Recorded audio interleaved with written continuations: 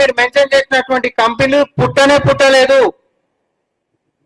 ఎంత నిస్సిగ్గుగా బరి తెగించి ఆ రోజు అధికారం మాకుంది, మమ్మల్ని అడిగేటోడు ప్రశ్నించేటటువంటి కాంగ్రెస్ పార్టీని కథం పట్టిస్తాం, ప్రశ్నించేటటువంటి హక్కే తీసేస్తాం, సోషల్ మీడియాలో పోస్ట్ చేపిస్తే హ్యాండిల్స్ ని సస్పెండ్ చేపిస్తాం, ఎక్కువ ప్రశ్నిస్తే నాన్ బెయిలబుల్ కేసులు పెట్టిస్తాం అని చెప్పి అప్రజాస్వామ్యంగా మీరు నడిపించినప్పటికీ నిజం ఎప్పుడు మారదు కదా.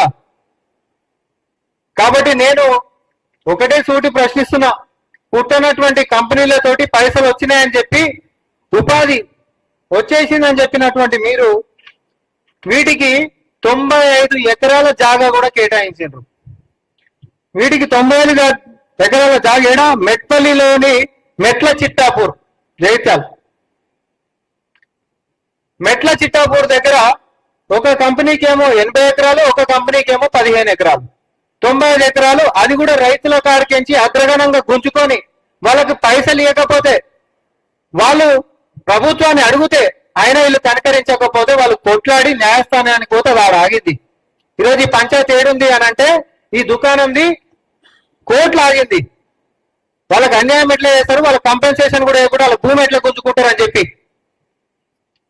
ఇట్లా నిస్సిగ్గుగా మీరు ఈరోజు తెలంగాణ సర్వసభ్య సమాజాన్ని మోసం చేసినటువంటి తీరుని, ఇది ఒక మచ్చుకు మాత్రమే నేను చెప్తున్నా.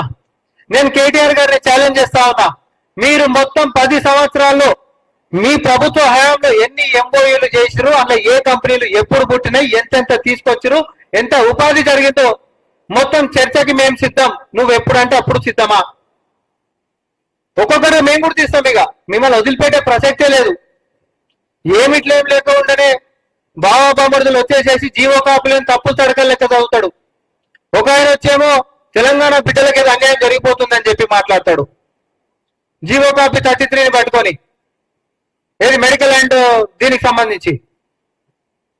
అరే ఉన్నటువంటి నిజాలు కాంగ్రెస్ పార్టీ వచ్చిన తర్వాత తీసుకొచ్చినటువంటి జీవోలైనా ఏదైనా తెలంగాణ బిడ్డలకు మంచి జరగాలి. కొత్త జీవో 10 సంవత్సరాల తర్వాత తీయాల్సినటువంటి అవసరం ఉంది, తీసినాము.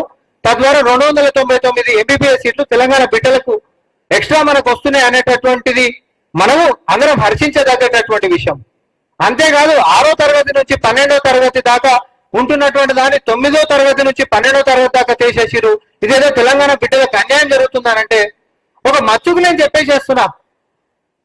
ఇతర ప్రాంతం నుంచి, ఆంధ్ర ప్రాంతం నుంచి వస్తున్నటువంటి పిల్లలు అందరూ కూడా 6వ తరగతి నుంచి 12వ తరగతి వరకు పెట్టినటువంటి దాంట్లో 6 నుంచి 9, 6, 7, 8, 9 కంటిన్యూస్ గా 4 సంవత్సరాలు చదువు ఉండాలనేటటువంటి నిబంధన అట్లుంది. ఈ 4 సంవత్సరాలు ఏ ప్రైవేట్ స్కూల్లో దగ్గరికి పోయి సర్టిఫికెట్లు తీసుకొని వస్తుండ్రు. మన తెలంగాణ బిడ్డలకు రావాల్సినటువంటి సీట్లు కొట్టేసేస్తారు.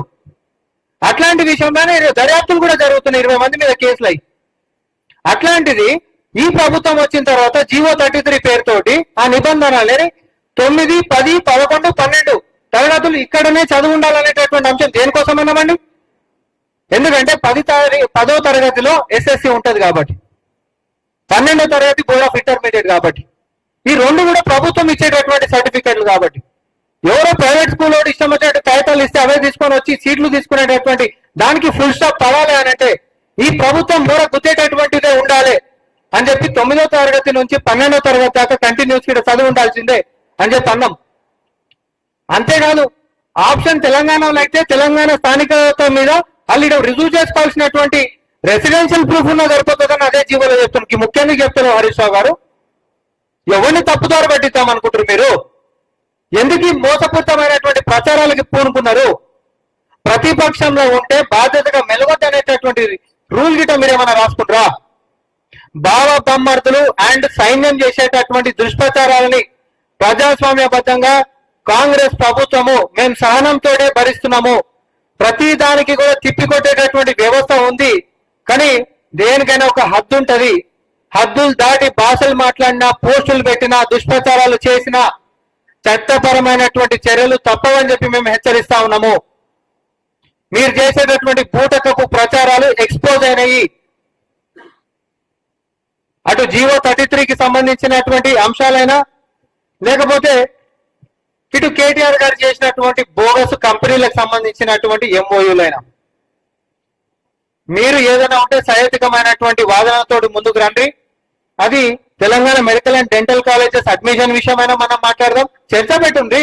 బాగా పొద్దున్నేస్తే టీవీ డిబేట్ వాళ్ళు కాగితాలు చూపించుకుంటూనే మాట్లాడుతున్నాం. ఏముంది అయితే ఇంట్లో తప్పు చూపెట్టు అనంటే ఈ రోజు కూడా అని అంటారు. ఆయన ఆయన ఆయన మెదడు కేటీఆర్ గారి మెదడు తలకాయలకించి మోకాలకించి అరికాల గిట్ట పోయిందో ఏమో. మేడిగడ్డ బ్రహ్మాండంగా ఉంది. 10 లక్షల క్యూసెక్ల నీళ్ళు అంటే పోతుంటే నిలబడ్డదట. సామర్థ్యం అనేటటువంటిది పోతుంటే నిలబడే దాని మీద ఉండదు. గేట్లు పనిచేస్తే ఎన్ని నీళ్ళని ఆపుతుంది అనే దాన్ని బట్టి ఉంటది.